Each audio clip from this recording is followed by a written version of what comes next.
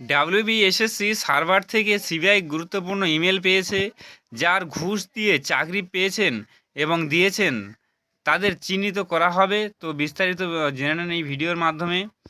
CBI school নিয়োগ কেলেঙ্কারি তদন্ত করার সময় পশ্চিমবঙ্গ স্কুল সার্ভিস কমিশন এর সার্ভার থেকে কিছু গুরুত্বপূর্ণ ইমেল সম্পর্কে তথ্য পেয়েছে। সূত্র জানিয়েছে এই ইমেলগুলো অনেক অযোগ্য প্রার্থীকে চিহ্নিত করতে সাহায্য করবে, যারা ঘুষ দিয়ে চাকরি পেয়েছেন। তবে সংস্থার কর্মকর্তারা এসব ইমেলের বিষয়বস্তু সম্পর্কে বিস্তারিত কিছু জানাচ্ছেন না।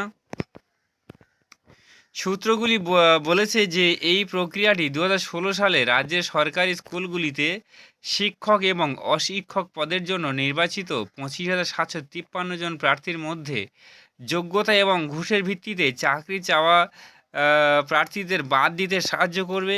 গত মাসে কলকাতা হাইকোর্টে ডিভিশন বেঞ্চের নির্দেশে এই সমস্ত নিয়োগ বাতিল করা হয়। কিন্তু সুপ্রিম কোর্টের কাছ থেকে কিছুটা স্বস্তি এসেছিল যখন শীর্ষ আদালত জুলাই পর্যন্ত সময় দিয়েছে। চাকরি বাতিলের নির্দেশে আপাতত স্থগিতাদেশ দিয়েছে। যখন মামলার পরবর্তী শুনানি হবে, নিয়োগ প্রক্রিয়ায় যারা ঘুষ দিয়ে চাকরি পেয়েছে তাদের খুঁজে বের করার জন্য এসএসসিকে নির্দেশ দেওয়া হয়েছে। সূত্র জানিয়েছে যে ডাব্লিউবিএসএসসি সার্ভার থেকে প্রাপ্ত ইমেলগুলি কমিশন এবং এনওয়াইএসএ এর নির্বাচিত কর্মকর্তাদের মধ্যে যোগাযোগ প্রকাশ করেছে।